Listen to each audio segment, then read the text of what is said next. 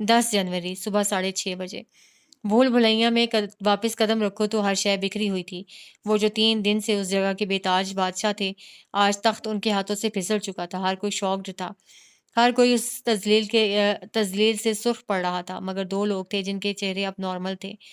وہ 2 لوگ تھے جن کے چہروں پہ فکر کا شائبہ تک نہیں تھا، ایک بہرام خان اور دوسرا راہداریوں میں جمے ہوئے قدم رکھتا ہوا جبل خان۔ اس کے پیروں میں گرم جوتے تھے، بال ماتھے پہ گر رہے تھے اور شال بازو پہ ڈال رکھی تھی۔ شاید وہ شور سن کر آیا تھا اور ابھی تک شال پہننے کا وقت ہی نہیں ملا تھا۔ ہر کوئی اس دروازے کی پار دیکھ رہا تھا اور جبل خان ان کے کندھوں کے پیچھے سے اس کھلے ہوئے دروازے کو، وہ مزاحمت کے آخری نشان دیکھ رہا تھا۔ تم لوگوں کو کسی کی نیند کا خیال ہے کہ نہیں؟ وہ جمائی روکتے ہوئے بولا۔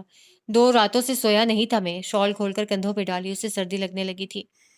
یار قہوہ تیار کرواؤ، صبح صبح دماغ گھوما ہوا ہے۔ راہداری میں ہی کھڑے کھڑے اس نے ہانک لگائی، انداز ایسا نارمل تھا کہ جس کی حد نہیں۔ وہ آگے آیا اور پھر ہنزلہ کو دیکھا جو بے یقینی سے ابھی تک باہر کو دیکھ رہی تھی۔ اس کی گردن پہ خون کے ننھے قطرے تھے۔ جبل کو یکدم فکر سی ہوئی۔ وہ آگے آیا، اس کی گردن پہ 2 انگلیاں رکھ کر اس کا چہرہ اوپر اٹھایا۔ تمہیں تو کٹ لگ گیا ہے، اس کو پٹی کرو، کچھ لگاؤ۔ وہ بھاگ گئے ہیں، وہ بڑبڑائی۔ وہ میری گردن پہ پیر رکھ کر یہاں سے بھاگ گیا ہے۔ وہ سب اتنی آسانی سے ہمیں بے وقوف بنا کر چلے گئے۔ اس نے جبل کو دیکھا۔ وہ بھاگ گئے ہیں لالا۔ اس کی آواز میں نمی اور طیش ایک ساتھ گھل گیا۔ جبل نے اس کا ہاتھ اپنے ہاتھ میں لے کر ہلکا سا دبایا، پھر بہرام خان کو دیکھا۔ اس نے اس بات میں سر ہلایا اور ہاتھ سینے پر رکھ کر سر کو ہلکا سا خم دیا۔ اب وہ اپنے ساتھیوں کے ساتھ وہاں سے جا رہا تھا۔ وہ آوازیں دے دے کر لوگ اکٹھے کر رہا تھا۔ جبل کے ذہن کے پردے پہ ایک ملاقات واضح ہوئی۔ کل رات 10 بجے کے بعد۔ کرسی پہ بیٹھے جبل کے عقب میں کھڑے بہرام پہ اسکرین کی روشنی پڑ رہی تھی اور وہ اسکرین پہ چلتے تہانے کے مناظر دیکھ سکتا تھا۔ اب یہ لوگ کیا کریں گے؟ مجھے لگتا ہے یہ لوگ بھاگنے والے ہیں، بہرام نے قیاس لگایا۔ تمہیں صرف لگتا ہے؟ مجھے یقین ہے یہ بھاگیں گے اور یقیناً ہم ان کا خواب توڑ دیں گے۔ مجھے خواب نہیں، ان کی کمر توڑنی ہے۔ بہت پرجوش ہیں ہمارے اسیر، انہیں لگتا ہے وہ سب کر سکتے ہیں۔ بھاگنے دو، دوڑ لگائیں، تبھی تو انہیں سمجھ آئے گا۔ زور گھر ریٹ ٹریپ ہے، یہاں سے کوئی تب نکل سکتا ہے جب ہم چاہیں۔ ان کی مزاحمت بری طرح مات میں بدل جائے گی۔ وہ پرسکون تھا۔ تو ہم انہیں ابھی سے بتا دیتے ہیں یہاں سے بھاگنا کتنا مشکل ہے۔ بہرام نے سہولت سے حل نکالا۔ باتیں تجربوں کا مقابلہ نہیں کرتی بہرام خانہ، وہ اسی کے انداز میں خان کو کھینچ کر بولا۔ بھاگیں گے تو گریں گے تو ہمت ٹوٹے گی، فرسٹریشن بڑھے گی، ارادے کمزور ہو جائیں اور پھر وہ چٹک جائیں گے۔ یہ ایک لمبا پروسیس ہے، بہرام اکتایا۔ اسی لیے تو میں باس ہوں، تم نہیں۔ جبل کی بات پہ اس کا چہرہ سرخ پڑا۔ وہ ہاتھوں سے فیصلے کرنے کا عادی جو تھا۔ حال صبح 6 بجے۔ کچھ ہے جو میں بہرام خان جانتا ہے اور میں نہیں۔ حنزلہ کی آنکھوں میں کچھ تھا، کوئی ایمان سا جو ٹوٹ گیا تھا۔ آپ جانتے تھے وہ بھاگیں گے؟ آپ جانتے تھے نا؟ وہ بے یقینی سے پیچھے کو ہوئی، بے یقینی بڑھ گئی تھی۔ آپ مجھے یہ بتانا پسند کریں گے کہ آپ نے مجھے اندھیرے میں کیوں رکھا؟ اس کی آواز بلند ہوئی۔ جبل کا چہرہ اپنی ازلی بے تاثر انداز میں واپس آ چکا تھا۔ باس میں ہوں، تم یا بہرام نہیں۔ فیصلے میں لوں گا، تم یا بہرام نہیں۔ تمہیں مجھ سے سوال کرنے کا حق نہیں ہے۔ آپ نے مجھے اس لیے نہیں بتایا نا کیونکہ میں ایک لڑکی ہوں؟ جبل نے کراہ کر آنکھیں بند کیں۔ وہ اس وقت وضاحتی موڈ میں نہیں تھا۔ اس کا قہوہ کہاں ہے یار؟ آپ نے چاہے مجھے لڑکوں کی طرح پالا ہو، چاہے میرا بچپن گڑیوں کے ساتھ نہیں بلکہ بندوقوں کے ساتھ گزرا ہو، لیکن ہوں تو میں وہی لڑکی نا۔ آپ نے مجھے اس لیے نہیں بتایا نا۔ آپ مجھ سے جھوٹ بولتے رہے لالا، وہ شاکی انداز میں کہتے پیچھے کو ہوئی۔ اور تم نے مجھ سے سچ کب کہا؟ اس کے لہجے میں بھی ترش تاثر آیا۔ یہ پلان بناتے وقت، ان چاروں کی تصاویر اسکرین پہ دیکھتے وقت تم نے مجھے کیوں نہیں بتایا؟ تم شادان کو جانتی ہو؟ تم نے جھوٹ کیوں کہا کہ 3 سال پہلے محبت میں صرف وہ گرفتار ہوا تھا؟ حنزلہ سانس نہیں لے سکی، وہ پتھر کا مجسمہ بن گئی، آنکھیں ایک نقطے پہ ساکن۔ تم نے مجھے کیوں نہیں بتایا کہ 3 سالوں سے تمہیں کوئی رائٹنگ بلاک نہیں ہے بلکہ تم گلٹی ہو، تم لفظوں سے شرمندہ ہو؟ میں نے تمہیں لڑکوں کی طرح پالا ہے، غلط ہے، میں نے تمہیں مضبوط لڑکیوں کی طرح پالا ہے، لیکن تم جذبات کے آگے ہار گئیں۔ وہ آگے آیا، اس کا چہرہ لٹھے کی مانند سفید پڑ چکا تھا۔ اسے لات مار کر وہ چھوٹا سا شیشہ اسے چھین کر اسی کی گردن میں گھسا دینا کوئی بہت بڑی بات نہیں تھی، ٹھیک کیا؟ یہ سوال نہیں تھا مگر اس کا جواب نہ ہی تھا۔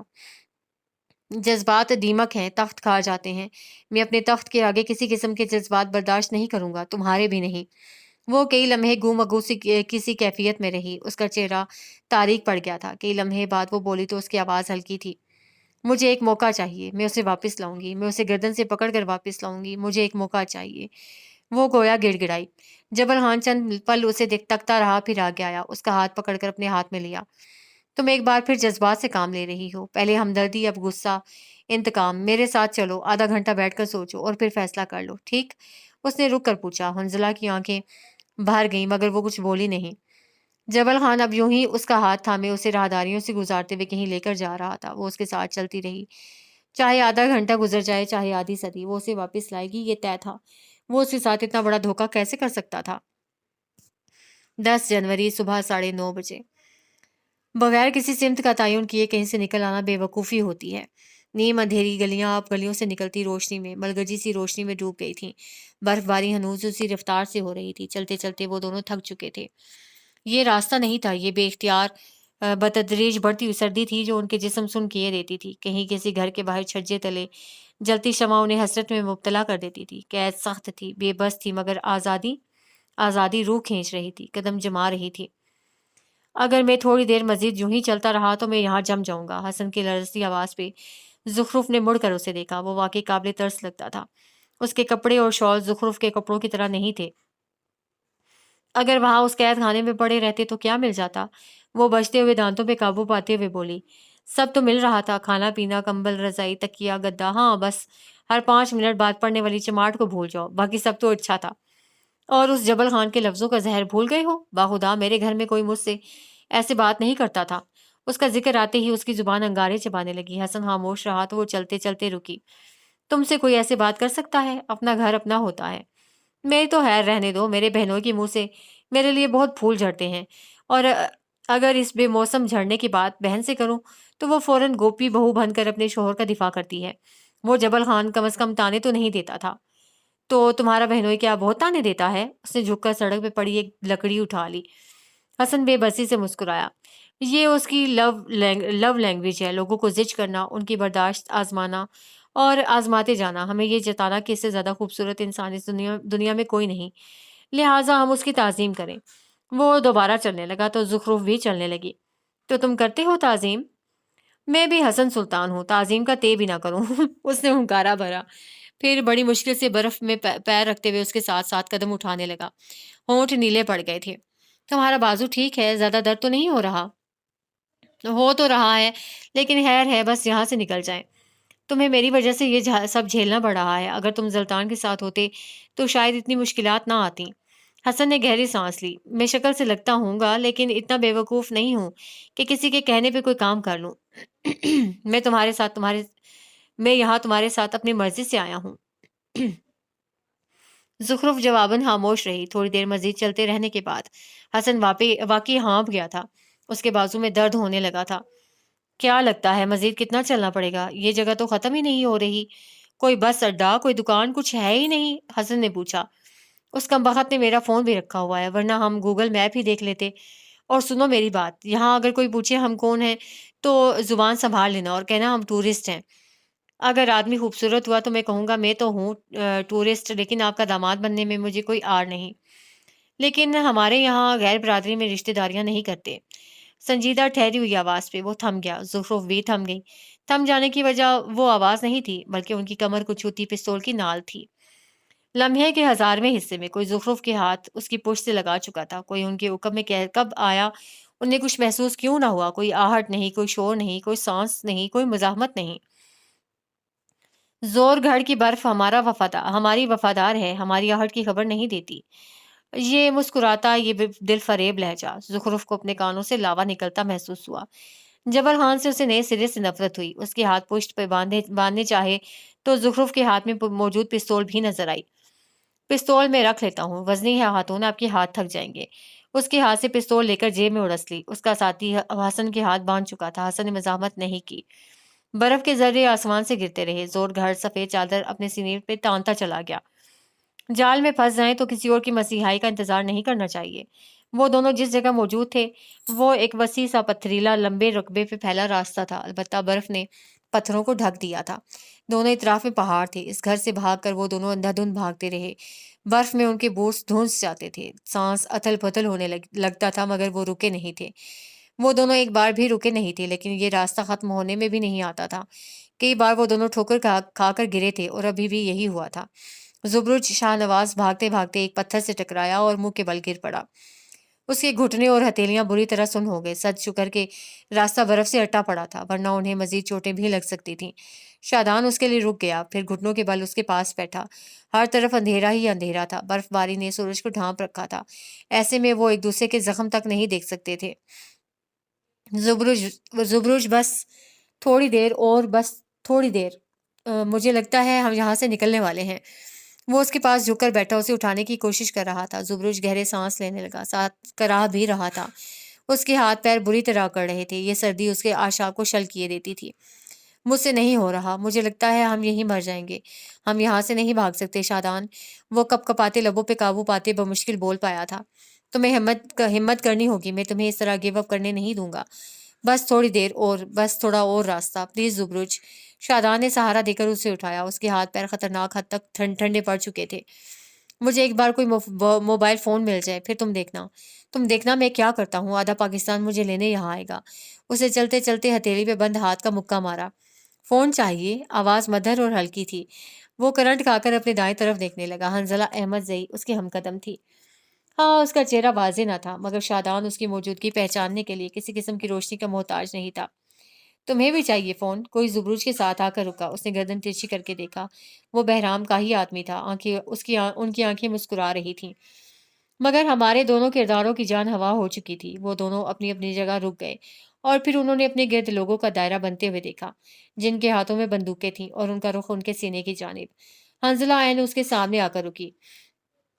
فون چاہیے شادان صاحب؟ اس نے موبائل فون شادان کی طرف بڑھایا۔ وہ چند پل اسے دیکھتا رہا، پھر جھپٹ کر موبائل اس کے ہاتھ سے لیا۔ وہ اسی کا موبائل تھا۔ اس نے جلدی جلدی پاس ورڈ ڈالا، کانٹیکٹ لسٹ میں گیا۔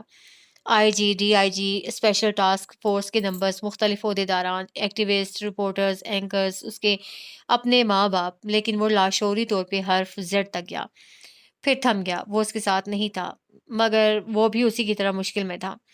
زبرج، حسن، زخرف، یہی وہ لوگ تھے جنہیں وہ بغیر جھجک کچھ کہہ سکتا تھا، مگر اب وہ کیا کرے؟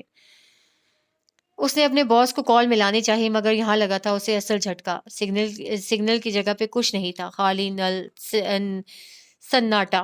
وہ تھم گیا، اس کے اندر تک خاموشی چھا گئی۔ اسے معلوم ہوا زور گڑھ ریٹ ٹریپ ہے، یہاں سگنل نہیں، ہم ہی نے بند کیے ہیں۔ وہ پرسکون انداز میں بولی، ہم ہی آن کر سکتے ہیں، ہم پھر بند کر سکتے ہیں اور پھر آن کر سکتے ہیں۔ کسی کو کچھ معلوم نہیں ہوگا۔ زور گھر سے گزرتی ہوائیں ہم سے وفادار ہیں۔ وہ مڑی، اپنے ساتھیوں کو دیکھا، اور پھر مزید 2 قدم آگے بڑھ کر پستول شادان کی گردن پہ رکھ دی۔ ٹھنڈی نال جب اس کی گردن سے ٹکرائی، وہ اپنی جگہ جم گیا۔ اینی تھنگ فار لائلٹی، دھیمی آواز میں کہتے اس نے عقب میں کھڑے ہو کر اس کے گھٹنوں پہ لات مار دی۔ وہ جھک گیا، گر گیا۔ اس کے ساتھیوں نے زبروج کی گردن پہ پستول کا دستہ دے مارا۔ وہ گھٹنوں کے بل جھک گیا۔ وہ دونوں پکڑے جا چکے تھے۔ موت انہیں ہر لمحہ اپنے قریب آتی محسوس ہوئی۔ مزاحمت کئی بار مقابلے جیسی ہوتی ہے، یا پھر اس سے بھی بری، کیونکہ جب مزاحمت کے بعد کوئی دھڑ لیا جائے، وہ آسانی سے چھوڑا نہیں جاتا۔ یہ کوئی بازار سا تھا، دونوں اطراف میں دکانیں، اور دکانوں کے باہر رکھے اسٹالز جن پہ کپڑا ڈالا ہوا تھا۔ اسٹال چونکہ چھجے تلے تھے، سو برف باری سے محفوظ رہے۔ برف باری کی وجہ سے دکانیں اب تک نہیں کھلی تھیں۔ وہ اوور کوٹ کی جیبوں میں ہاتھ ڈالے اپنے اطراف میں نظریں گھماتے ہوئے محتاط سے قدم اٹھا رہا تھا۔ وہ ایک ایک چیز کو اسکین کر رہا تھا۔ اس کے انداز میں واضح تھا کہ اسے یہاں سے بھاگنے کی کوئی جلدی نہیں ہے۔ کئی بار وہ اسٹالز کے پاس رک جاتا، کپڑا ہٹا کر چیزیں ٹٹول کر دیکھتا، چوڑیاں، میک اپ، جویلری، جوتے، وہ ایک ایک چیز ہاتھ میں اٹھا کر دیکھتا، پھر آگے بڑھ جاتا۔ اونچے قد اور زخمی چہرے والا آدمی وقت گزاری کر رہا تھا۔ یہ راستہ ڈھلوانوں سے اتر کر نیچے کی طرف لے جاتا تھا، یعنی زلطان صفدر یہاں آنے سے پہلے بلندی پہ تھا۔ اس کے بعد وہ یہاں اس بازار کی طرف آیا۔ پہاڑوں کی بلندیوں پہ پہنچ کر اس نے کیا کیا، یہ راز کہانی پہ ادھار رہے، مگر یہاں وہ وقت گزار رہا تھا، صرف اور صرف وقت گزاری۔ تھوڑی دیر بعد اسے کسی آدمی کو دکان کھولتے ہوئے دیکھا تو اسی طرف چلا آیا۔ آدمی نے اسے دیکھا تو مسکرایا۔ گاؤں دیہات کے لوگ اپنے مہمانوں کو پہچان لیتے تھے۔ زلطان ان کے قریب آیا تو انہوں نے اسے اندر چلنے کی دعوت دے ڈالی۔ تھوڑی دیر بعد وہ موڑے پہ بیٹھے تھے، ہاتھوں میں سبز چائے اور پلیٹ میں میٹھی ڈلی رکھی تھی۔ زلطان 3 پیالیاں خالی کر چکا تھا۔ وہ بوڑھے کی بات سن کر فر پشتوں میں جواب بھی دے رہا تھا۔ اسے اتنی اچھی پشتو آتی تھی۔ اب وہ بوڑھا اسے اپنے ساتھ آئے چھوٹے بچے کے متعلق بتا رہا تھا۔ زلطان مسکرا کر سنتا رہا۔ پھر اس کی پڑھائی کے متعلق کچھ مشورے دیے۔ بوڑھا مشکور ہوا۔ اسی پل باتوں کی آواز میں جیپ کے انجن کی آواز بھی شامل ہوئی۔ چائے کی خوشبو میں گاڑی کے دھوئیں کی بو بھی شامل ہوئی اور پیٹرول کی تازہ تازہ مہک بھی۔ زلطان نے چائے کے آخری گھونٹ بھرے، مزید چائے کا ارادہ ترک کیا۔ اسے لینے والے آ چکے تھے، اب اسے جانا تھا۔ جیپ دکان کے باہر آ کر رکی۔ زلطان اپنی جگہ سے اٹھ کھڑا ہوا، بوڑھے سے مسافے کے لیے ہاتھ ملایا۔ وہ اس کے ہاتھ کو چوم چکا تھا۔ یہی عمل زلطان نے بھی دہرایا، اور جب پلٹ کر دیکھا تو بہرام کے ساتھ 2 اور لوگ بھی تھے۔ ان کے ہاتھوں میں اسلحہ تھا۔ بازار کی سیر ہو گئی ہو تو واپس چلیں؟ ہاں بالکل چلتے ہیں، یہاں سردی ہے بہت، وہ معمول کے کیسے لہجے میں بولا۔ باقیوں کو لے آئے ہو؟ کہاں تھے؟ زور گڑھ کی حدود میں نا؟ بہرام نے اسے کوئی جواب نہیں دیا۔ وہ خود ہی چل کر آیا اور جیپ کی پچھلی نشست پر آ کر بیٹھا۔ واپسی پہ وہ اسے ہلکی پھلکی باتیں کرتا رہا، بلکہ ایک ڈھابے کے باہر رک کر اس نے خستہ پراٹھا کھانے کی فرمائش بھی کی تھی، جسے بغیر کسی ہیل و حجت کے مان لیا گیا۔ کچھ تھا جو غیر معمولی تھا۔ ہر تھوڑی تھوڑی دیر بعد وہ کسی نہ کسی شے، انسان، سڑک کے بارے میں تبصرے بھی پیش کرتا رہا تھا، یوں جیسے وہ دوستوں کے ساتھ لانگ ڈرائیو پہ نکلا ہو۔ اور بالآخر آدھے گھنٹے کی ڈرائیو کے بعد وہ اس زندان میں واپس لائے گئے تھے۔ اب کی بار ان کی رسیاں سختی سے باندھی گئی تھیں۔ اب کی بار ان کے لیے کسی قسم کی نرمی کا مظاہرہ نہیں کیا جانے والا تھا۔ اب کی بار کوئی رعایت نہیں، یہ بات وہ محسوس کر چکے تھے۔ اس بار ان کے چہرے سخت تھے۔ انہیں تہہ خانے کے وسط میں گھٹنوں کے بل ہاتھ باندھ کر بٹھایا گیا۔ ان 5 لوگوں کے سامنے اس وقت جبل خان بیٹھا تھا، ٹانگ پہ ٹانگ چڑھائے، آنکھوں میں سب پاکی تھی اور ہونٹوں میں پہ ایک عجیب سی مسکراہٹ۔ پیلے بلب کے نیچے اس کا مسکراتا چہرہ موت کا چہرہ لگتا تھا۔ اس کی سرمئی آنکھیں سب پاک لگتی تھیں۔ بخیر راغلے، ونس اگین۔ 3 دن بعد اس تہخانے میں پہلی بار سانسوں کے رک جانے کی آواز سنی تھی۔ کچھ تھا جو ہونے والا تھا۔ حصہ دوئم، سازش، کانسپریسی۔ موجودہ دن سے 1 دن پہلے، 9 جنوری، وقت رات کے 3:30 بجے۔ پراسرار سی خاموشی نے ہر اور اپنے پر پھیلا رکھے تھے، ایسے سیاہ پر جن کے پار کوئی روشنی، کوئی اجالا کسی کو چھو کر بھی نہیں گزرتا تھا۔ دور پہاڑوں سے بھیڑیوں کی آوازیں سارے گاؤں میں گونج رہی تھیں۔ کسی دکان کے باہر جلتی زرد روشنی میں پروانے رقص کرتے نظر آ رہے تھے۔ بہتی آبشاروں کا شور رات کے اس پہر خوفناک سا تاثر دیتا تھا۔ ایسے میں تہہ خانے کی مدھم روشنی میں فرش پہ چت لیٹے 5 لوگوں کے درمیان کسی ایک کی آنکھ کھلی تھی۔ وہ آنکھیں پچھلے 3 گھنٹوں سے ہی کھلی تھیں۔ اس نے اپنے دائیں بائیں دیکھا۔ اس کے دوست، اس کا خاندان سو رہا تھا۔ وہ پچھلی دونوں راتوں میں اسی طرح سوئے تھے، مگر کوئی ایک تھا جسے نیند نہیں آ سکی تھی، وہی جو اس وقت اپنی رضائی اتار کر باہر نکل رہا تھا۔ گپ اندھیرے کے باعث اس کے وجود کا تعین کرنا مشکل تھا۔ اس کے قدم جیسے چاپ پیدا کرنا جانتے ہی نہیں تھے۔ اس نے اٹھتے ہوئے باقی 4 لوگوں پہ لحاف درست کیا، ذرا سے فاصلے پہ بیٹھ کر جھک کر اپنے پیروں میں جوتے ڈالے، اور اب وہ وجود تہہ خانے کے دوسرے حصے کی جانب بڑھ رہا تھا جہاں کاٹ کباڑ تھا۔ فرش کے پاس جھکتے ہوئے اس نے ذرا سی کوشش سے لکڑی کا تختہ اوپر اٹھایا، پھر ایک محتاط سی نظر دوسری طرف سوئے لوگوں پہ ڈالی۔ سچ شکر ان میں سے کوئی جاگا نہیں تھا۔ تختہ اٹھ گیا تھا اور اسی طرح لکڑی کے 3 سے 4 تختے اٹھاتا چلا گیا۔ تعجب کی بات یہ تھی کہ ان تختوں کے پار ایک الگ دنیا تھی، جہاں جانے کے لیے لوہے کے چکردار زینے تھے۔ وہ وجود اب زینوں پہ پیر رکھے نیچے اتر رہا تھا۔ اس کے انداز میں جیسے کوئی عجلت نہیں تھی، کوئی نیا پن نہیں تھا۔ وہ ان راستوں سے واقف تھا۔ ایک ہاتھ سے زینوں کی گرل تھامے، مضبوطی سے قدم جماتے وہ نیچے اتر آیا۔ لکڑی کا فرش، مگر ایک جدید سی دنیا۔ دیواروں پہ چاروں طرف مختلف حجم کی اسکرینز لگی تھیں، جن کے آگے لمبی میز تھی اور اس میز کے گرد صرف ایک کرسی تھی، صرف ایک۔ یہ ایجنٹ کی ورک پلیس تھی، یہ ایجنٹ کی ریاست تھی، اور اس نے بانٹنا نہیں سیکھا تھا۔ عجیب کوفت سی ہوتی تھی اسے حصے داری سے۔ دفتن ان سیاہ ہوئی اسکرینز پہ زندگی کی رمق دوڑی۔ ایجنٹ کرسی پہ بیٹھا، اب مختلف کی ورڈز دبا رہا تھا۔ اس پراسرار سی خاموشی میں وہ بٹن ایک واحد آواز تھے۔ اسکرینز پہ کئی منظر روشن ہوئے، 4 اسیروں کے گھر، ورک پلیس اور ان کے اہل خانہ کے چہرے، سب مطمئن تھے، فکر کی کوئی بات نہیں تھی۔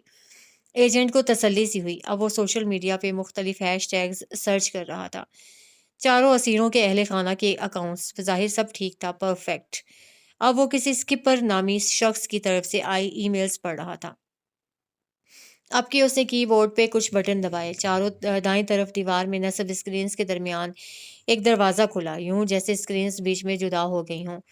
اگر کوئی پہلی بار یہ منظر دیکھتا تو یقیناً اس کی آنکھیں ایک لمحے کے لیے ساکت ضرور ہوتیں، مگر اس آدمی کے لیے یہاں کچھ بھی نیا نہیں تھا۔ دروازے کی چوکھٹ پہ وہ کھڑا تھا، وہی جس کی آنکھیں سرمئی تھیں، وہ جو اندھیروں میں روشنی تھا، جو ابلیس کسی خصلت رکھتا تھا، مگر کچھ تھا اس میں جو شر کو مکمل طور پہ اس پہ حاوی نہیں ہونے دیتا تھا۔ اس کی شال کے پلو پہ مٹی کے داغ تھے۔ ایجنٹ نے ان داغوں کے سیاق و سباق سے واقف تھا، مگر اس نے نظریں موڑ لیں۔ یہ کام اسے بخوبی آتا تھا۔ جبل خان کو اس کی انہی نظروں کی بے اعتنائی سے رنج ہوتا تھا۔ بہرام کو سمجھاؤ، اس کا ہاتھ بہت چل رہا ہے۔ میں نے کہا تھا نا، چہرے پہ نہیں مارنا۔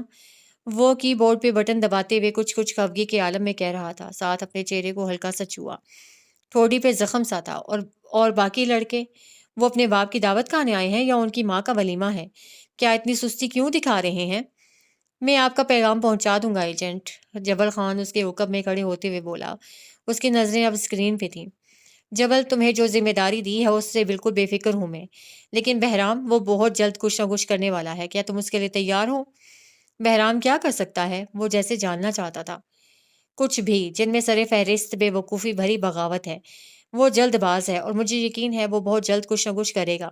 تم سے تیار رہنے کو اس لیے کہہ رہا ہوں کیونکہ تم اس کے ساتھ ہوگے۔ صبر کا دامن نہیں چھوڑنا جبل، یاد رکھنا جو میں نے کہا ہے اس سے نہ ایک لفظ زیادہ کرنا نہ ایک لفظ کم۔ اسکرین پہ مختلف نمبرز چلنے لگے تھے، سبز سرخ رنگ میں لکھی سطور ابھر رہی تھیں۔ جبل خان کو آج تک اس کا یہ کام سمجھ نہیں آ سکا تھا۔ ایجنٹ بیک وقت 7 اسکرینز پہ چلتے ان 70 سطور اور نمبرز کے حسب و نسب کا پتہ لگا سکتا تھا۔ اس نے اس کام کو اپنی زندگی کا نصف حصہ دیا تھا۔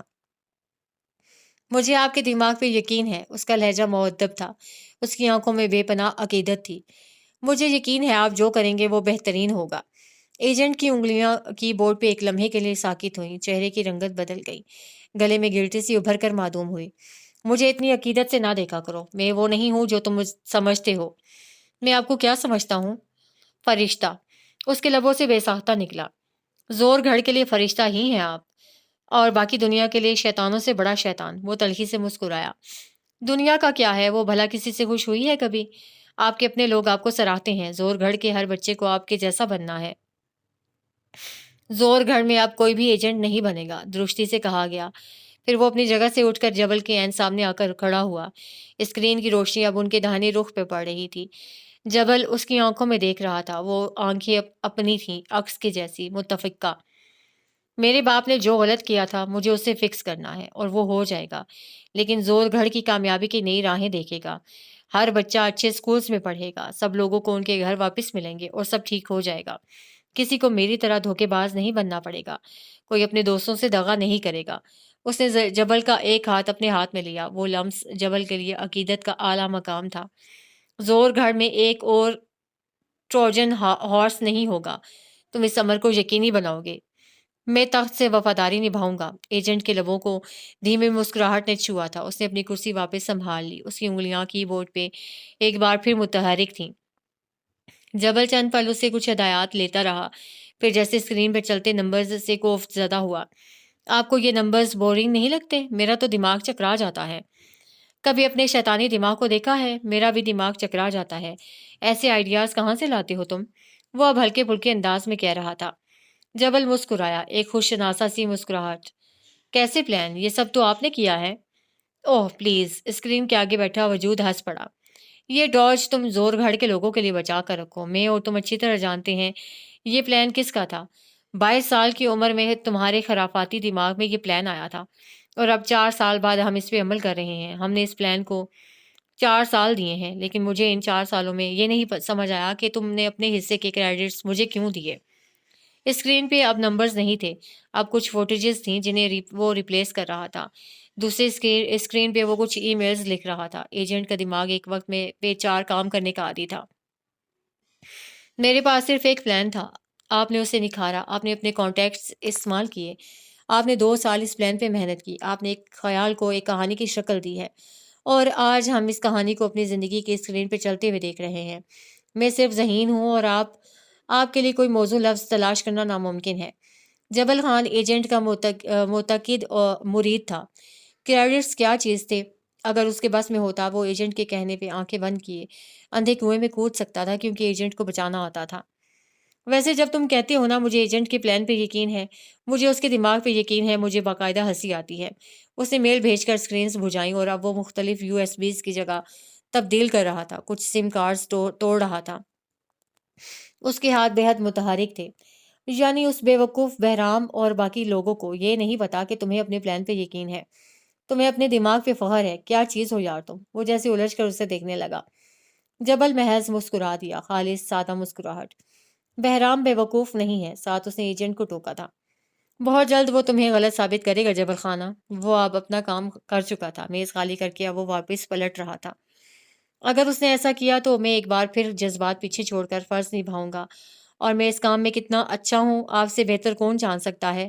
اس کے لہجے میں کچھ تھا کہ ایجنٹ کی آنکھوں میں تاریکی در آئی، دل شل سا ہوا۔ وہ اس کے جذبات ساکن ہونے کا واحد شاہد تھا۔ کچھ اچھا کھانا بھیجو یار، ہم ہوسٹج ہیں لیکن انسان بھی ہیں۔ دال کھا کھا کر ٹیسٹ برڈز خراب ہو گئے ہیں۔ وہ بات بدل کر اب سیڑھیاں چڑھتا ہوا واپس جا رہا تھا۔ جبل خان خاموشی سے اسے جاتے ہوئے دیکھتا رہا۔ وہ چلا گیا، روشنی ختم ہو گئی، اندھیرا چھا گیا۔ ایجنٹ نے جبل خان کی زندگی میں کئی دفعہ اندھیرا کیا تھا، اسے ہر دفعہ مشعلیں جلانی پڑتی تھیں۔ موجودہ دن بخیر راغلے ونس اگین۔ جبل خان کے لہجے کی ٹھنڈک ان کی روح تک اتر رہی تھی۔ وہ پکڑے جا چکے تھے، اب کوئی راہ فرار نہیں بچی تھی۔ وہ ایک بار پہلے بھی اسی تہہ خانے میں آ چکے تھے۔ اس روز ان کے وجود کرسیوں پہ تھے۔ آج وہ گھٹنوں کے بل فرش پہ بیٹھے تھے، ہاتھ پشت پہ بندھے تھے، اور آج سیاد کی آنکھوں میں ڈھونڈنے سے بھی کوئی ترحم نہیں ملتا تھا۔ پہلی بار وہ تندرست تھے، آج ان کے جسم پھوڑے کی طرح دکھ رہے تھے۔ پچھلی بار وہ مضبوط رہنے کے لیے ہر حد تک جا سکتے تھے، آج ہر حد ختم ہو چکی تھی۔ کس کا پلان تھا؟ جبل خان سلطان صفدر کی آنکھوں میں دیکھتے ہوئے پوچھ رہا تھا۔ اگر تم مجھے بتاؤ گے یہ کس کا پلان تھا تو میں صرف باغی کو سزا دوں گا، ورنہ اس نے باقی چاروں کو دیکھا۔ آج اس کی آنکھوں میں کوئی لا تعلقی سی تھی۔ آج مجھ سے رحم دلی کی امید نہ رکھنا۔ میرا پلان تھا، شادان گردن اٹھا کر بولا۔ جبل نے اسے دیکھا، پھر ہاتھ کے اشارے سے بہرام کو آگے بلایا۔ وہ آگے آیا اور پے در پہ اس کے سر پہ چہرے پہ دیوانہ وار پستول کا دستہ مارتا گیا۔ خون کی بوندیں اس کے ساتھ بیٹھے سلطان کے چہرے پہ لگیں۔ وہ بے اختیار کراہا تھا، چیخا تھا۔ زخرف نے آنکھیں میچ لی۔ اس تہہ خانے کی فضاؤں میں بہت کچھ بدل گیا تھا۔ جھوٹ بولنے والوں کے ساتھ یہی ہوگا۔ میں سلطان صفدر سے سوال کر رہا ہوں، مجھے جواب بھی اسی سے چاہیے۔ وہ اس کی آنکھوں سے نگاہ ہٹانے کو تیار نہیں تھا۔ سلطان بھی اسے ہی دیکھ رہا تھا، بے خوفی سے، دلیری سے۔ میرا پلان تھا، اور مجھے 1000 دفعہ بھی موقع ملا تو میں یہاں سے بھاگوں گی۔ زخرف اس کے چہرے پہ نظر جماتے ہوئے بولی۔ حسن اور زبرج اس کے بولنے سے سخت خوف زدہ ہوئے۔ جبل ہونٹ کا ایک کونا اٹھا کر عجیب سے انداز میں مسکرایا، ہاتھ میں لی ہوئی پستول کو انگلیوں میں گھمایا، اسے دیکھا، پھر پستول کو، اور پھر اس نے پستول اس کے ماتھے پہ رکھی تھی۔ زخرف سمیت ان چار اسیروں کا حلق تک خشک ہو گیا۔ اس نے اتنے دنوں میں اگر کسی کے ساتھ رحم کا معاملہ کیا تھا تو وہ وہی تھی۔ سنا ہے آپ کو بہت شوق ہے پستول اپنے اوپر تان لینے کا، کسی نے آپ کو بتایا نہیں خاتون یہ کھلونا نہیں ہے؟ وہ ٹھنڈی نال کو اب اس کے گال پہ رکھ گیا، وہ سانس بھی نہ لے سکی، اس کا سارا بدن کانپنے لگا تھا۔ چلاؤں؟ بتاؤں آپ کو کہ میرا صبر اور میری شرافت آزمانے کا نتیجہ کیا ہوتا ہے؟ گن ہٹاؤ اس سے، زبرج ناگواری سے بولا۔ میرا پلان تھا، میں لیڈر تھا، میں ماسٹر مائنڈ۔ سلطان صفدر سارے وقت میں پہلی بار بولا تھا۔ جبل نے اسے نہیں دیکھا، لیکن بہرام اور اس کے ساتھی اب اسے بے دردی سے اٹھا کر وہاں سے لے جا رہے تھے۔ ان میں سے ایک نے اسے اٹھا کر تہخانے کے ایک کونے میں پھینک دیا۔ زخرف کو چھوڑ دو، اس نے کچھ نہیں کیا، وہ اپنی جگہ پڑے ہوئے بولا، جسم میں ٹیسیں الگ اٹھ رہی تھیں۔ تم آخر کیوں ہمیں زج کر رہے ہو؟ کیا پورے ملک کے واحد ہیروز ہم ہیں؟ حسن بے بسی سے چلایا۔ باخدا میں جس دن یہاں سے نکلا میں تم سب کو کورٹ میں گھسیٹوں گا۔ جب تم یہاں سے نکل جاؤ تب بات کرنا۔ جبل خان اپنی جگہ سے اٹھا، پستول اب زخرف کی گردن پہ رکھی، اسے اٹھ کھڑے ہونے کا اشارہ کیا۔ وہ نہیں اٹھی، تب جبل نے پستول کا دباؤ اس کی گردن پہ بڑھایا اور اسے آگے چلنے کا اشارہ کیا۔ وہ اٹھی اور سانس روکے اس کے ساتھ چلنے لگی تھی۔ جان کا خوف ہر خوف سے بڑا ہوتا ہے، آج اسے یقین آ گیا تھا۔ وہ یوں ہی اسے گن پوائنٹ پہ اس تہخانے سے لے گیا تھا۔ واپس تہخانے میں آؤ تو زبرج کے سامنے کرسی پہ بہرام بیٹھا تھا۔ شادان، حسن اور زلطان دوسرے کونے میں تھے، اور وہ انہیں بے دردی سے مارا جا رہا تھا۔ آج ان کا انداز بے حد بدلا ہوا تھا۔ تم لوگوں نے باہر نکل کر کیا کیا؟ کہاں کہاں گئے؟ کتنی دیر کس جگہ رکے؟ مجھے ایک ایک تفصیل چاہیے۔ اگر تم نے کچھ بھی چھپانے کی کوشش کی تو یہ تمہارا اپنا نقصان ہوگا۔ بہرام کی آنکھیں سرخ تھیں، لہجہ سخت۔ اسے کسی قسم کی رعایت کی توقع اس وقت نہیں کی جا سکتی تھی۔ اگر تمہارے اندر اتنا ہی جی گردہ ہے تو خود معلوم کر لو۔ وہ گردن کڑائے ہوئے تھا۔ بہرام کی آنکھیں آج مختلف تھیں۔ میں دہرا رہا ہوں، مجھے اپنے یہاں سے نکلنے سے یہاں واپس آنے تک کی تفصیل بتاؤ۔ اب کے زبرج مسکرایا، اس کی گہری بھوری آنکھیں بھی مسکرائیں۔ ادھر آؤ، میں بتاتا ہوں۔ اس نے بہرام کو جھکنے کا اشارہ کیا۔ بہرام نے ہلکی سی گردن اس کی طرف جھکائی۔ ارادہ تو میرا یہاں سے بھاگنے کا ہی تھا، مگر بیچ راستے میں مجھے تمہارا گھر مل گیا۔ ایک اچھا وقت گزار کر آیا ہوں میں، وہ کہتے ہوئے عجیب انداز میں ہنسنے لگا۔ بہرام کے لیے یہ وار کاری ثابت ہونا تھا، مگر وہ پرسکون تھا۔ کچھ تھا جو اس میں بدل گیا تھا۔ یہ آخری بار ہے، تفصیل یا پھر گولی؟ تمہارے گھر کی عورتیں اتنی خوبصورت ہوں گی، مجھے اندازہ نہیں تھا۔ وہ پھر سے ہنسنے لگا، مگر اگلے ہی لمحے بہرام نے پستول کی نال اس کے پیر پہ رکھی۔ آنکھوں میں کچھ تھا، کوئی صفاقی سی، کوئی فیصلہ سا۔ اگلے ہی لمحے اس نے ٹریگر دبایا۔ گولی اس کے جوتے کو پھاڑ کر اس کے پیر کو چیرتے ہوئے گوشت کا ایک ایک حصہ اڑا کر باہر نکل آئی۔ اف! زبرج شاہ نواز کو اپنے دماغ کی تاریں ہلتی ہوئی محسوس ہوئیں۔ وہ پوری قوت سے چلایا، غرایا، گالیاں نکالیں۔ اسے اپنا پیر جسم سے الگ ہوتا محسوس ہوا تھا۔ تکلیف تھی، خون کی جیسے نالی سی بنتی جا رہی اور وہ درد سے تڑپ رہا تھا۔ ہاکی اور بلے سے مار کھاتے اس کے باقی ساتھیوں کو ادراک ہوا تھا معاملہ اتنا سیدھا نہیں تھا جتنا انہیں لگ رہا تھا۔ سازش کا دھواں ہر اور بھر رہا تھا اور اسیران کو اپنا دم گھٹتا محسوس ہوا۔ فرش پہ پڑے منہ سے خون تھوکتے حسن سلطان کے لیے ہر راستہ بند ہو رہا تھا۔ شادان کا جوڑ تکلیف سے کرا رہا تھا۔ سلطان صفدر کی آنکھیں بس اس اور تھیں جہاں سے وہ گئی تھی۔ زبرج کو یوں ہی چیختے چلاتے چھوڑ کر وہ اب باقی تینوں کی طرف بڑھ رہا تھا۔ آنکھیں ہر تاثر سے خالی تھیں۔ تم لوگوں سے میں سے کون تفصیل بتانا چاہے گا؟ اب کی بار گولی پیر میں نہیں، سیدھی گھٹنے میں لگے گی۔ ہاف رائے پولیس کی ٹرم ہے جس میں مجرمین کے گھٹنے میں گولی مار دی جاتی ہے، جس سے وہ تعمر کے لیے معذور ہو جاتے ہیں۔ میں بتا رہا ہوں، جو پوچھنا ہے مجھ سے پوچھو۔ زلطان زمین پہ ہاتھ رکھتے ہوئے اٹھا تھا۔ اس کی کن پٹی سے خون نکل رہا تھا، ہونٹ پھٹ چکا تھا اور آنکھ کے نیچے گہرا زخم تھا۔ شہزادہ وقت اغیار کی سلطنت میں آ گیا تھا۔ اغیار بھلا کہاں اچھے ثابت ہوئے ہیں؟ تم یہ مت کرو، ان کو مت مارو، ان کا کوئی قصور نہیں ہے۔ تفصیل، صرف اور صرف تفصیل۔ بہرام اس کی آنکھوں میں آنکھیں ڈال کر بولا۔ مجھے 15 منٹ کا وقت دو، میں ان سب سے سب کچھ پوچھ لوں گا اور تمہیں بتاؤں گا۔ انہیں مار کر تمہیں کچھ حاصل نہیں ہوگا، تم غلط کر رہے ہو۔ انداز سلا جوتا بہرام آگے آیا، اس کے جبڑے کو منہ میں دبوچا اور پستول اس کی پسلیوں پہ رکھی۔ میں تمہارے باپ کا نوکر نہیں ہوں، نہ تمہاری ماں کا کوئی شناسا۔ زلطان کا چہرہ سرخ ہوا، کن پٹی کی رگیں تک پھڑکنے لگیں۔ اس لیے میں تمہاری بات ماننے کا پابند نہیں ہوں۔ اس کے پیٹ پہ لات مار کر وہ پیچھے ہوا۔ زلطان کے منہ میں جیسے خون کا ذائقہ گھلنے لگا تھا، مگر وہ گرا نہیں، بس ضبط کیا، کڑا ضبط۔ وہ جان بوجھ کر ان کا ضبط آزما رہے تھے۔ تفصیل یا پھر گولی؟ وہ تہہ خانے کے عین بیچوں بیچ رکھی کرسی پہ آ کر بیٹھا۔ پستول انگلیوں میں گھماتے ہوئے وہ ان سب کو باری باری دیکھ رہا تھا۔ حسن سلطان نے بمشکل آنکھیں کھولی اور اسے دیکھا، پھر زلطان کو جو خون تھوک رہا تھا۔ اس کی اگلی نظر زبرج پہ پڑی جو تکلیف سے بلبلا رہا تھا۔ زمین پہ خود کو گھسیٹتے ہوئے اس کے پاس آنے لگا۔ مزاحمت ختم ہو چکی تھی، سازش شروع، اسے کچھ کرنا تھا۔ میں نے ایک میسج چھوڑا تھا اپنے بہنوئی کے نام۔ بہرام کا دماغ بھگ سے اڑا۔ میں جانتا ہوں اس وقت سگنل جام تھے، لیکن جیسے ہی موبائل کو سگنل ملیں گے میرا میسج اسے مل جائے گا۔ جو وہ تمہارے ساتھ کرے گا تم اسے یاد رکھو گے۔ وہ زخمی چہرے والا بیرسٹر بندھے ہوئے ہاتھ لیے اس کے سامنے گھٹنوں کے بل آ کر بیٹھا۔ آنکھوں میں تکان تھی، چہرے پہ للکار، دل میں محض خلوص، انداز میں غالباً سازش۔ وہ مجھے یہاں سے لینے آئے گا، اب جاؤ، جو کرنا ہے کرو۔ کس کا موبائل تھا؟ کہاں ملا تمہیں وہ موبائل؟ بہرام نے اس کے منہ پہ مکہ دے مارا اور اس کے بالوں کو اپنے ہاتھوں کی مٹھی میں جکڑا۔ حسن بے خوفی سے اسے دیکھتا رہا۔ نہیں بتاؤں گا، جو کرنا ہے کرو، جسے مارنا ہے مارو، مجھے مارنا چاہتے ہو مارو، 16 سال کی عمر سے یہ سب دیکھ رہا ہوں میں۔ وہ گھٹنوں کے بل آگے ہوا۔ لعنت بھیجتا ہوں تمہارے دلائے خوف پہ، لعنت بھیجتا ہوں تم پہ، تمہارے زور گھڑ پہ۔ کوئی مدد نہیں کروں گا تمہاری، میں تھوکتا ہوں تمہارے زور گھڑ پہ۔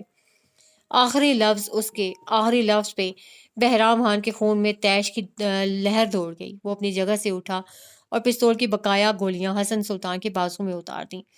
3 گولیاں اور بازو وہی۔ اسے لگا تھا یہ جہنم ہے، یہ جہنم ہی تھی، اور اس کی سزا بغیر کسی گناہ کے شروع ہوئی تھی۔ لمحوں کا کھیل تھا اور حسن سلطان کے جسم میں جیسے جلتی میخیں گھسا دی گئی ہوں۔ وہ تکلیف سے بلک رہا تھا، اس کی چیخیں پورا تہہ خانہ دہلائے دیتی تھیں۔ خون کی ایک ندی تھی جو اس کے جسم سے نکل کر بہتی جا رہی تھی۔ اس کے ساتھی دیوانہ وار اس کی طرف بڑھے تھے۔ باب دہر نے خوف کے سائے پھیلا دیے تھے اور ان 4 اسیران میں سے کوئی بھی سانس نہیں لے سکا۔ سازش ان کے سر قلم کر رہی تھی۔ 10 جنوری دوپہر 12 بجے انگیٹھی کی تپش میں جلتے ہوئے اس کمرے کی حدت نے سرد تاثرات لے کر اندر آتے جبل خان کو دیکھا تو دم ساتھ لیا۔ اس نے شال کے پلو میں لپٹے ہاتھ سے زخرف کی کلائی تھام رکھی تھی۔ اس کی گرفت میں آج سختی تھی۔ کمرے کے وسط میں لا کر اس نے زخرف کا ہاتھ چھوڑا اور پستول اس کی گردن پہ رکھی۔ آپ نے کسی کو کوئی کال کوئی میسج کیا ہے؟ وہ لہجے میں ٹھنڈک اور لا تعلقی لیے پوچھ رہا تھا۔ ہمارے خوف کے زخرف وقار کے آنسو بہنے لگے تھے۔ یہ سب جو اس کے ساتھ ہو رہا تھا یہ تو کسی برے خواب میں بھی نہیں سوچا تھا۔ میں نے نہیں کیا، میں نے کسی کو کال نہیں کی، کوئی میسج نہیں بھیجا۔ یہاں تک کہ اس کی ہچکی بند گئی اور وہ باقی کے الفاظ نہیں کہہ سکی۔ جبل خان کا دل پسیجا تھا، تاثرات ہنوز سخت۔ وہ ہچکیاں لیتے ہوئے بری طرح رو رہی تھی۔ گن ہٹاؤ پلیز۔ کیوں؟ آپ کو تو بہت شوق تھا نا اپنے سر پہ بندوق رکھنے کا؟ بہت شوق تھا آپ کو مرنے کا؟ پھر کیا خیال ہے، مار دوں؟ صفاقی سے کہتے ہوئے اس نے پستول کی نال اس کی گردن سے واپس اس کے ماتھے پہ رکھ دی۔ میں نے کسی کو کوئی کال نہیں کی جبل، وہ روتے ہوئے اسے دیکھتے ہوئے بولی۔ ہلکی سرمئی آنکھیں گہری سرمئی آنکھوں سے ٹکرائیں۔ جبل خان کے دل کو کچھ ہوا تھا۔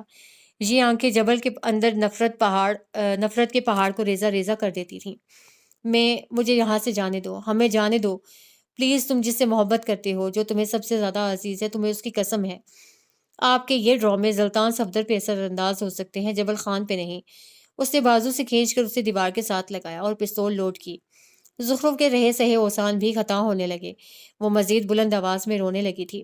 آنسو بھل بھل اس کا چہرہ بھگو رہے تھے۔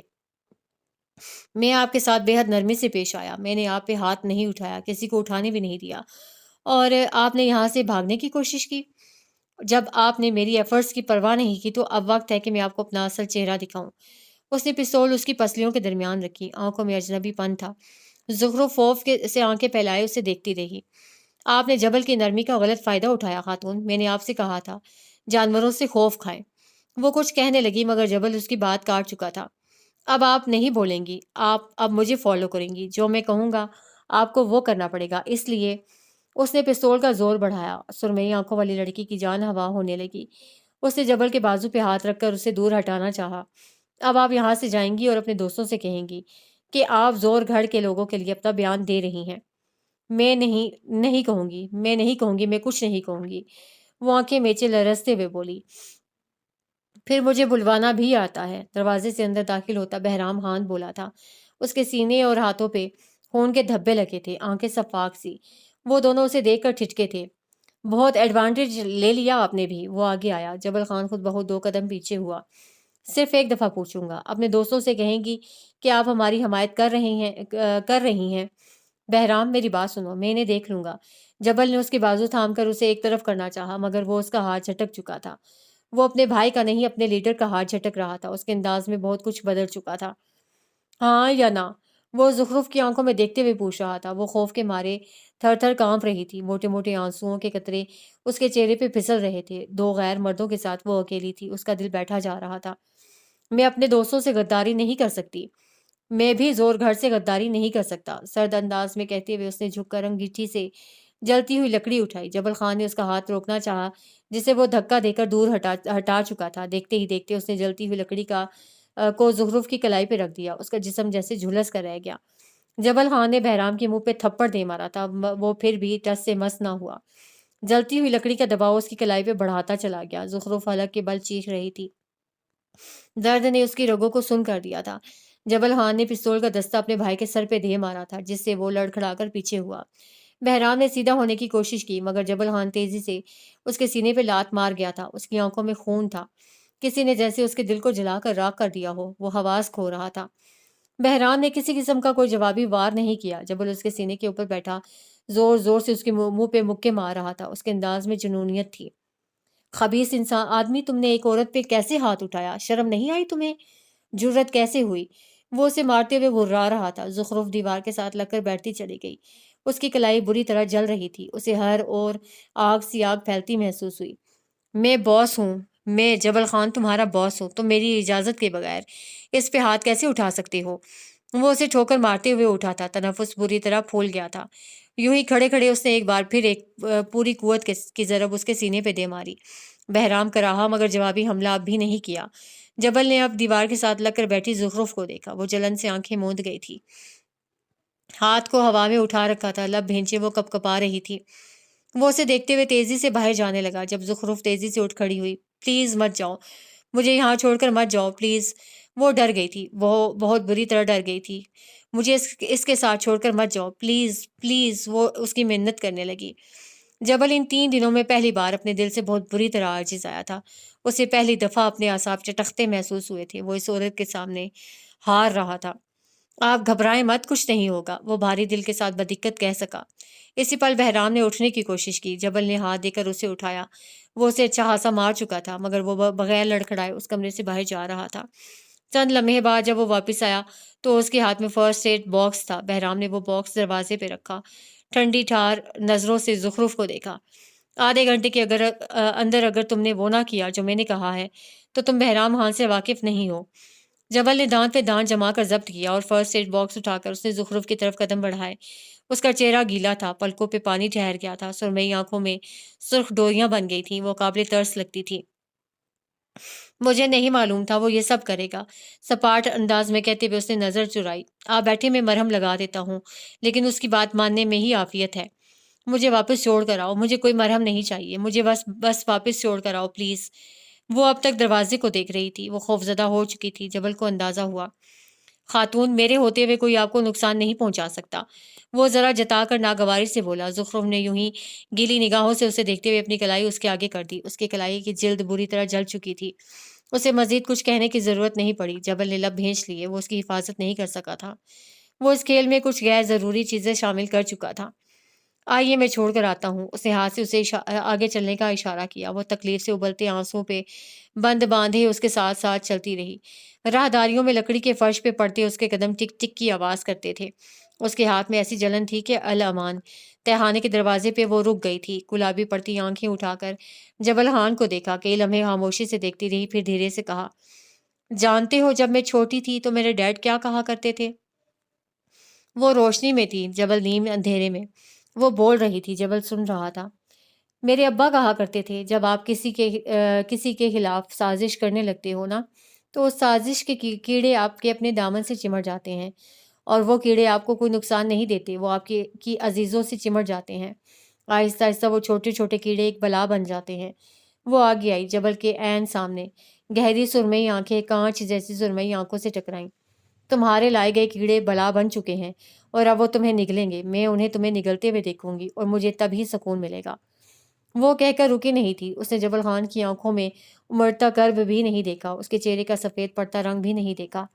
وہ اس قید خانے میں واپس چلی گئی تھی، اسے قید منظور تھی، جبل کے قریب رہ کر آزادی نہیں۔ وہ جبل خان سے نفرت کرنے لگی تھی، ایسی نفرت اسے کسی دوسرے انسان سے نہیں ہوئی تھی۔ وہ کئی لمحے راہداریوں میں کھڑا رہا تھا، خالی ہاتھ، خالی دل۔ 10 جنوری، دوپہر 1 بجے۔ تہخانہ ویسا بالکل بھی نہیں تھا جیسا وہ چھوڑ کر گئی تھی۔ فرش پہ جگہ جگہ خون کے دھبے تھے۔ حسن کے بازو سے جس تیزی سے خون بہہ رہا تھا، زخرف کو اسی تیزی سے اپنا دل رکتا محسوس ہوا۔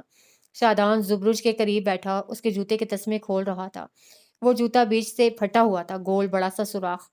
اسے 1 منٹ نہیں لگا تھا اس سوراخ کا سوراخ جاننے میں۔ وہ قید خانہ موت کا منظر پیش کر رہا تھا، اس کے قدموں سے جیسے جان نکل گئی ہو۔ وہ مرے مرے قدم دیتی ہوئی آگے آئی۔ اسے یقین سا ہو چلا تھا کہ یہاں سے بھاگنے کی کوشش کر کے انہوں نے اپنی زندگی کی سب سے بڑی غلطی کر دی تھی۔ وہ چھوٹے چھوٹے قدم لیتی ہوئی آئی اور دھیرے سے، بے حد شکست خوردگی کے عالم میں دیوار کے ساتھ لگتی ہوئی بیٹھتی چلی گئی۔ زلطان جو حسن کے بازو پہ کوئی کپڑا باندھ رہا تھا، اس کی نظر زخرف کے ہاتھ پہ پڑی۔ کپڑا باندھتے اس کے ہاتھوں کی حرکت سست ہوئی، دل پہ جیسے کسی نے پیر رکھ دیا ہو۔ حسن کے بازو کے گرد کپڑا لپیٹ کر وہ زخرف کی طرف بڑھا، گھٹنوں کے بل وہ اس کے پاس بیٹھا اور دھیرے سے اس کی کلائی اپنے ہاتھ میں لی۔ آنکھوں میں غصہ اور فکر ایک ساتھ در آیا۔ کس نے کیا ہے یہ؟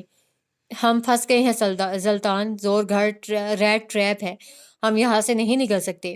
وہ دور خلا میں دیکھ رہی تھی اور زلطان اس کے ہاتھ کو، صرف اس کے ہاتھ کو، اس کے ہاتھ پہ تکلیف ہوئی تھی تو زلطان کو دل میں، ہم سب یہیں مر جائیں گے، حسن مر جائے گا، میں بھی، شادان بھی، تم بھی، زبرج بھی، سب۔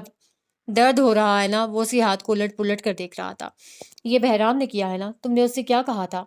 میں مرنا نہیں چاہتی زلطان، وہ اس کا دوسرا ہاتھ اپنے ہاتھ میں لیتے ہوئے بولی، آنکھوں سے آنسو ٹپ ٹپ بہنے لگے تھے۔ میں یہاں اس طرح ایسے نہیں مرنا چاہتی، مجھے یہاں سے باہر نکلنا ہے۔ میں تمہیں یہاں سے نکال لوں گا، تم دنیا میں کہیں بھی کسی بھی غلط جگہ پھنس جاؤ، زلطان صفدر تمہیں ہر تاریک جگہ سے نکال لے گا۔ وہ اس کی آنکھوں میں تک رہا تھا، اس کی بھوری آنکھیں ڈھارس دیتی تھیں، اس کے مضبوط ہاتھ سہارا تھے۔ تمہیں مجھ پہ یقین ہے زخرف؟ مجھے ریزسٹنس پہ یقین ہے، اور مجھے کانسپائریسی پہ، اور اس سے زیادہ خطرناک کبھی کچھ ہوا ہی نہیں۔ ہم یہاں سے بھاگ جائیں گے، وہ زور دے کر بولا۔ تم نے پہلے بھی یہی کہا تھا، اور دیکھو کیا ہوا۔ وہ چیخ نہیں رہی تھی، وہ بس تھک گئی تھی۔ انہوں نے حسن کا کیا حال کیا ہے؟ زبرج اور شادان کو دیکھو، تم مجھے دیکھو، خود کو دیکھو، اور پھر کہو کیا تم میں اتنے گٹس ہیں کہ تم دوبارہ یہ کہہ سکو؟ تم نے پہلے بھی کہا تھا، تم نے… بولتے بولتے وہ رک گئی، اس کے دماغ میں ایک الارم سا بجا تھا۔ وہ چونک کر زلطان کو دیکھنے لگی، وہ اسے ہی تک رہا تھا، اس کی نظریں وہی تھیں۔ زخرف کو کہ صدیاں لگیں ان نظروں کو سمجھتے ہوئے۔ تم نے کہا تھا ہم یہاں سے بھاگیں گے۔ وہ خواب کسی کیفیت میں تھی۔ زلطان اس کے قریب سے اٹھا اور ذرا فاصلے پہ رکھا فرسٹ ایڈ باکس لے آیا اور ایک مرہم نکالا۔ نہیں زخرف، میں نے ایسا کچھ نہیں کہا تھا۔ وہ اب انگلی کے پوروں سے آئنٹمنٹ اس کی ہتھیلی پہ لگا رہا تھا۔ وہ ٹکر ٹکر اس کا چہرہ دیکھنے لگی۔ سارا پزل حل ہو گیا تھا۔ زلطان صفدر نے بھاگنے کی بات کبھی کی ہی نہیں تھی۔ میں نے کہا تھا مجھے یہاں سے نکلنا ہے، میں یہاں سے نکل کر جائزہ لینا چاہتا تھا۔ میں اس قفس کی زنجیریں دیکھ رہا تھا جس میں جکڑا جا چکا تھا۔ جب میں پلان 7 ڈی کوڈ کر سکتا ہوں تو کیا میں اتنا بے وقوف ہوں جو یہاں سے بھاگنے کی بات کروں؟ وہ دھیرے دھیرے بول رہا تھا، لہجے میں کسی قسم کی کوئی بڑائی نہیں تھی، زخرف جیسے کسی خواب سے جاگی ہو۔ دوئم، میں یہاں سے نکل کر اندازہ لگانا چاہتا تھا کہ ہمارے درمیان غدار کون ہے۔ میں اپنا کام کر رہا تھا زخرف۔ آخر میں وہ بڑے ہی آرام سے بولا، تم کون ہو زلطان؟ تم نے ہمیں مینیپولیٹ کیا؟ ناٹ ایٹ آل، میں نے بس سیاست کی، مجھے وہی آتی ہے۔ اس سے جیسے پتے کی بات بتائی ہو۔ وہ اگلے کئی لمحے اس کے سامنے شاکی اور ششدر سی بیٹھی رہی۔ لندن میں جب تمہارے ڈیڈ تمہارے آرٹ کے خلاف تھے تب مجھے تم پہ ترس آتا تھا۔ مجھے لگتا تھا تم ایک آرٹسٹ ہو اور وہ تمہیں سیاست میں دھکیلنا چاہتے ہیں۔ تم غلط تھی۔ میں غلط تھی، اس نے دہرایا۔ سیاست تمہارے خون میں شامل ہے، اور ایک انا بھی۔ تمہاری انا بہت اونچی ہے زلطان، وہ جیسے ملال سا کر رہی ہو۔ تم ہمیشہ سے ایک سیاست دان تھے، تم کام نہیں تھے، تم سیاست دان تھے۔ تم صلح جو نہیں تھے، تم سیاست دان تھے۔ تم درگزر نہیں کرتے تھے، تم تیاری کرتے تھے۔ 10 سالوں میں تمہیں کیسے نہیں پہچان سکی؟ زلطان مسکرایا، سادہ سی مسکراہٹ۔ کیونکہ میں سیاست کر رہا تھا۔ اس نے اب سفید پٹی نکالی اور اس کی کلائی کے گرد لپیٹنے لگا۔ میں ایک اچھا سیاست دان ہوں، میں جانتا ہوں۔ تم لوگ میرے ساتھ نہیں آئے جی۔ ایک لمبے عرصے کے بعد اس نے اس نام سے اسے پکارا تھا۔ میں نے تم سب سے پوچھا تھا، اگر تم لوگ میرے ساتھ آتے تو میرا پلان مختلف ہوتا، میں تم سب کو پروٹیکٹ کرتا۔ میں نے وہ کیا جو میرا ٹیلنٹ ہے، تم لوگوں نے وہ کیا جو زلطان صفدر کر رہا تھا۔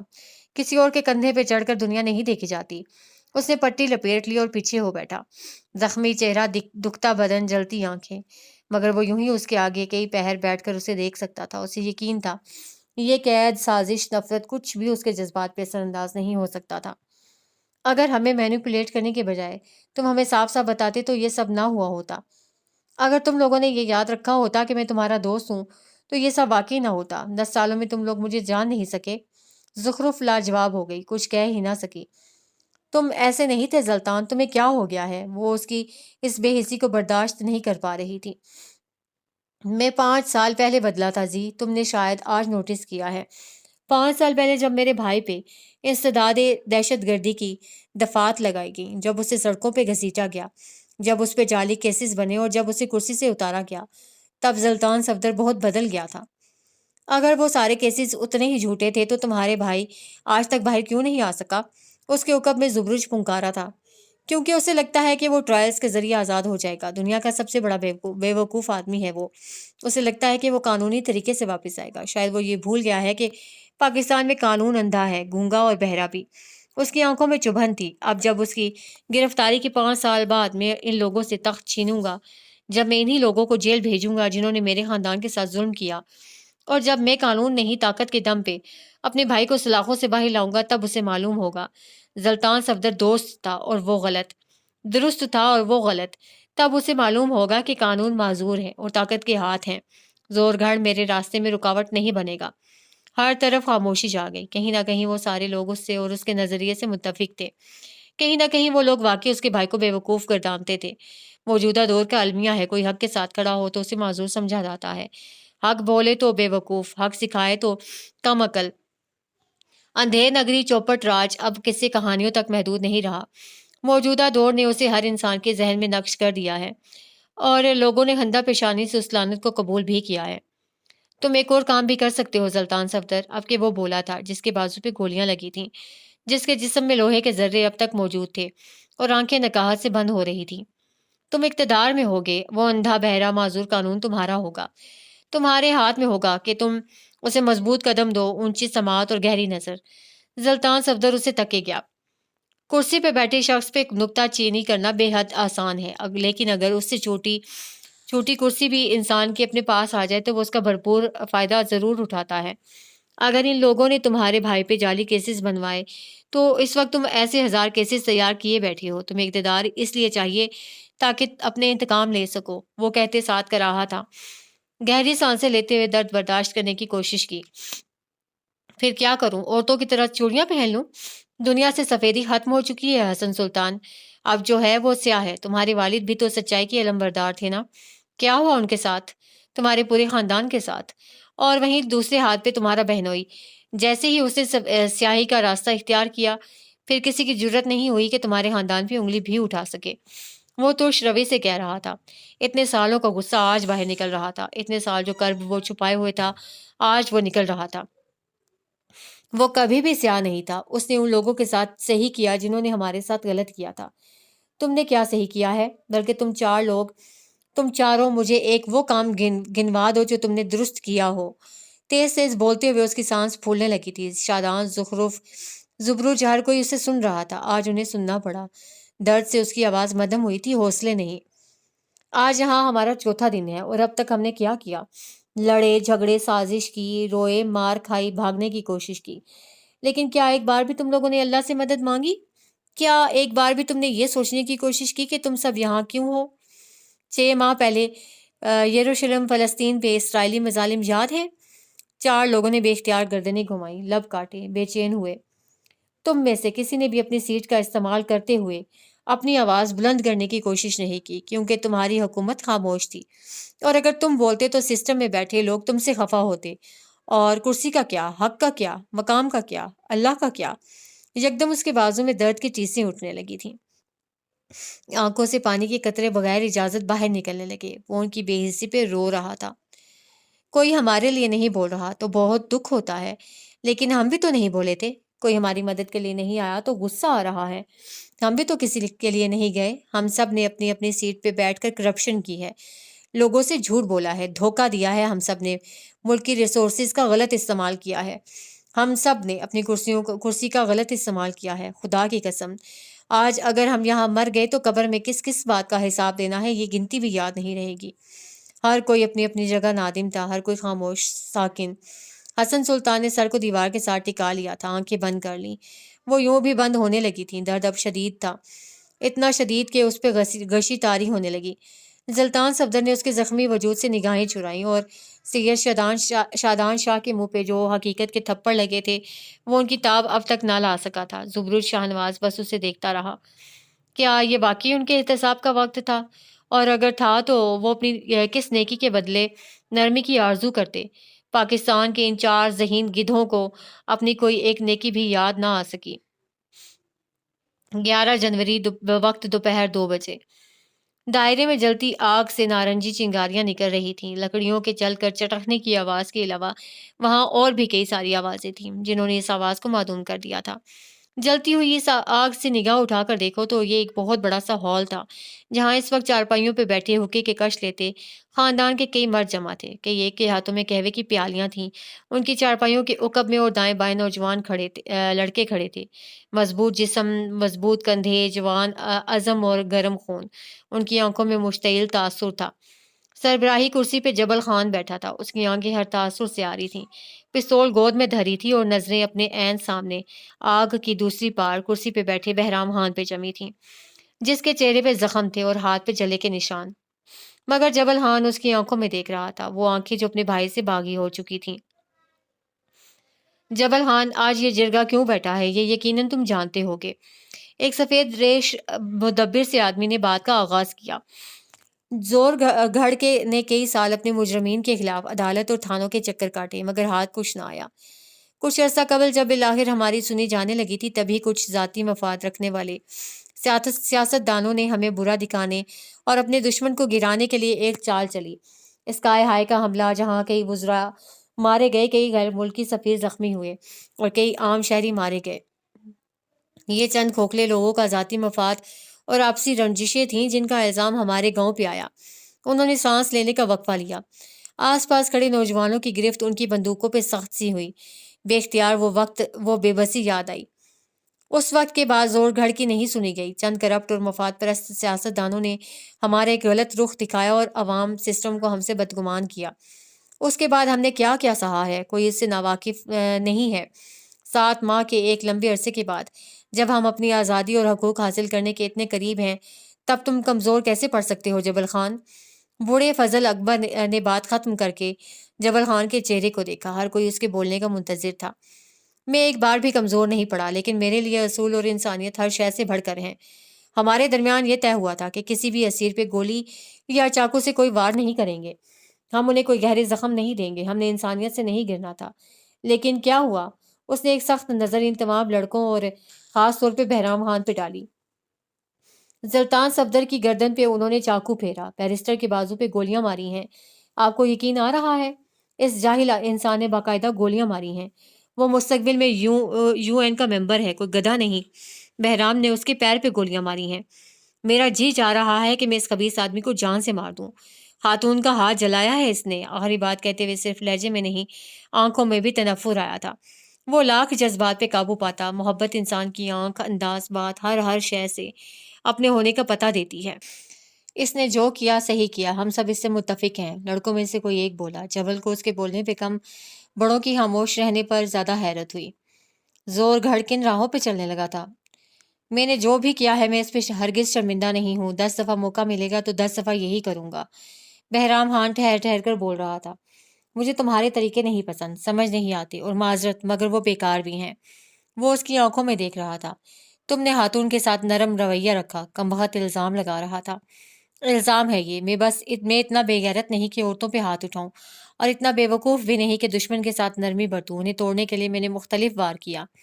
بہرام اسے نہیں سن رہا تھا۔ تمہیں معلوم تھا وہ لوگ بھاگنے والے ہیں، لیکن تم نے کوئی تدبیر نہیں کی۔ تم نے ہر شے ایجنٹ کے اوپر چھوڑ دی تھی۔ شاید تم بھول گئے، جو ایجنٹ ہمارے دشمن ہی کی اولاد ہے، اور اس تہہ خانے میں رہنے والے لوگ اس کے دوست۔ اس نے ایک لمحے کا توقف کیا، برادری کے تمام مردوں پہ ایک تائرانہ نگاہ ڈالی۔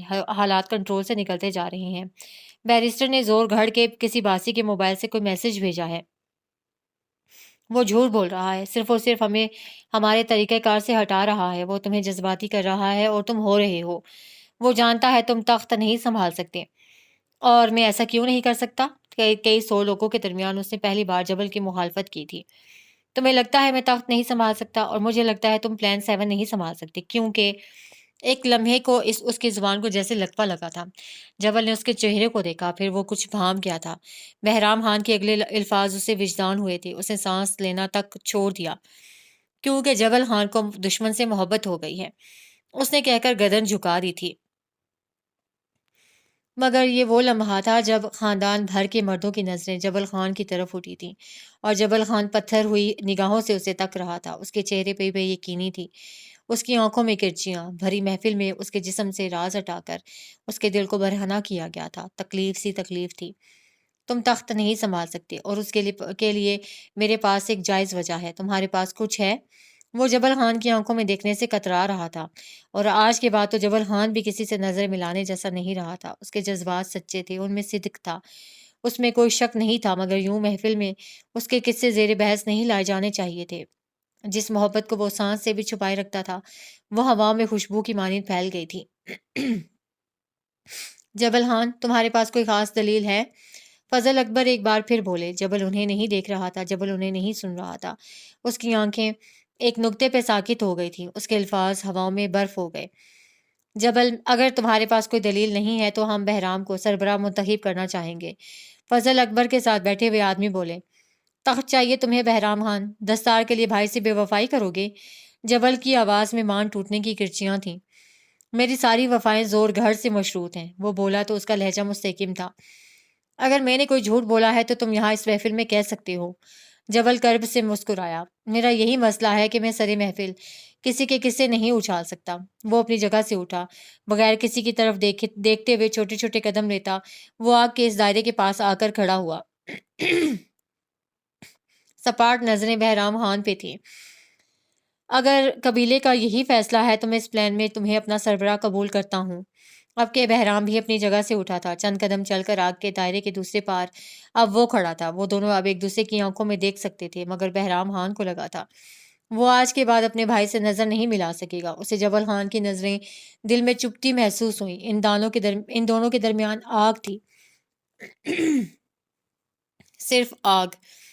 میں نے یہ تخت کے لیے نہیں کیا جبل خانہ، وہ دھیرے سے بولا، چھوٹے بھائیوں کی طرح لجاجت سے۔